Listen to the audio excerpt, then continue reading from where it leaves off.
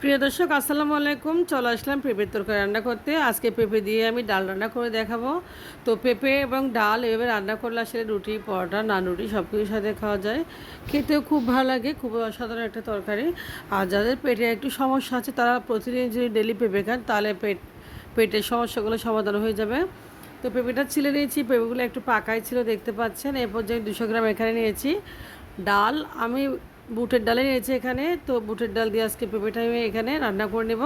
তো দেখতে পাচ্ছেন পেঁপেটা আমি একটা হাঁড়িতে নিয়েছি। এরপর যে ডালটা আমি ধুয়ে হাঁড়িতে নিয়ে নিয়েছি। তবে ডাল আর পেঁপে আসলে খুব ভালো লাগে, আমার খুব পছন্দ, আমার বাচ্চারাও খুব পছন্দ করে। তো দেখতে পাচ্ছেন ডাল পেঁপে আমি এখন হাতে মাখিয়ে নেব ভালোভাবে। তো মাঝে মাঝে এরকম ঘন্ট রান্না করা হয়, আমি পেঁপে দিয়ে ডাল রান্না করি, আমার খুব পছন্দ। তো এরপর যে আমি চলে আসছি এখানে দেখতে পাচ্ছেন 1 টেবিল চামচ হলুদের গুঁড়া দিয়েছি আর দিয়েছি 1 টেবিল চামচ মরিচের গুঁড়া। মরিচের গুঁড়োটা একটু কমেই দিব যেহেতু ঘন্ট রান্না করতেছি, পেঁপে ডাল ঘন্ট রান্না। তো দিয়েছি এরপর যে আমি এখানে কিছুটা লবণ। তো এখন লবণ এবং সবগুলো দিয়ে আমি ভালোভাবে হাত দিয়ে মেখে নেব। তবে হাত দিয়ে মেখে নিয়েছি দেখতে পাচ্ছেন ভালোভাবে। আমি এখন চুলায় উঠিয়ে দেবো, দেখতে পাচ্ছেন চুলায় দিয়েছি, চুলায় একটা তেজপাতা দিয়েছি আর সে হয়েছে সমপরিমাণ পানি। আমি পানি দিয়ে এখন ডাল এবং পেঁপেটা একটু ভালোভাবে সিদ্ধ করে নেব। তো বিশেষ করে মফস্বল এলাকায় কিছু দোকান রয়েছে যেগুলো একদম লোকাল এলাকা, নান রুটি দিয়ে এটাই খায় তারা, দোকানে ডালবাজি হিসেবে বিক্রি করে।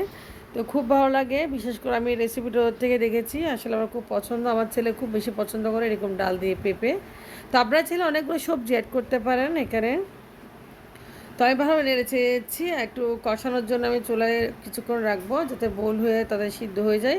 তো এরপর যে চলে আসলাম কিছুটা আদা রসুন এবং পেঁয়াজ কুচি ভালোভাবে ব্লেন্ড করে নেব। দেখতে পাচ্ছেন পেঁপেটা একদম সিদ্ধ হয়েছে, ডালটাও হয়ে গেছে প্রায়। তো পেঁপে ডাল একসাথে সিদ্ধ করে নেবেন, আমি যে দেখতে পাচ্ছেন হয়ে গেছে। তো এবার যে চুলায় আবারও একটা সেম পাতিল বসিয়ে দিয়েছি আর দিয়েছি পরিমাণ মতো সয়াবিন তেল। তেল যখন গরম হয়ে আসছে আমি এলাচের ফোড়ন দিয়েছি, তো এলাচের যায় একটা ঘ্রাণ পাওয়া যায়। এরপর দিয়েছি আদা রসুন পেঁয়াজের বাটা। তো আদা রসুন পেঁয়াজ ভালো এখন দেখতে পাচ্ছেন এখন তেলের সাথে ভেজে নেব যাতে একটা কাঁচা গন্ধ থাকে ওইটা চলে যায়।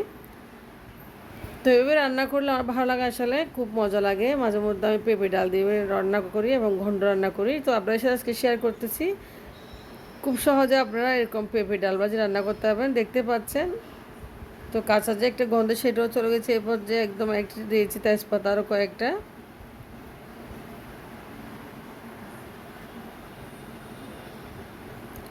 দিয়েছি আমি এখানে কিছুটা গরম মশলা, দেখতে পাচ্ছেন জিরার গুঁড়া এবং গরম মশলা আমি একসাথে দিয়েছি। এরপর যে ভালোভাবে নেড়েচেড়ে একটু কষিয়ে নিব যাতে মশলার যে একটু কাঁচা গ্রান থেকে এটা চলে যায়। তো মশলার কাঁচা গ্রানটা চলে গেছে, দেখতে পাচ্ছেন উপরে একটু তেল বেশি হচ্ছে। তো এরপর দিয়েছি কয়েকটা আস্ত কাঁচামরিচ, একটু কাঁচামরিচ দিয়েছি, কাঁচামরিচ যাতে গলে যায়।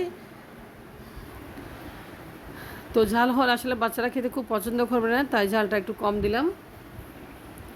তো এরপর যে পেঁপে যে সিদ্ধ করা পেঁপে এবং ডাল আমি দিয়েছি, দেখতে পাচ্ছেন পেঁপে এবং ডাল এভাবে ভাগা দিয়েছি। তো আমি একটু নেড়ে চেড়ে নেব।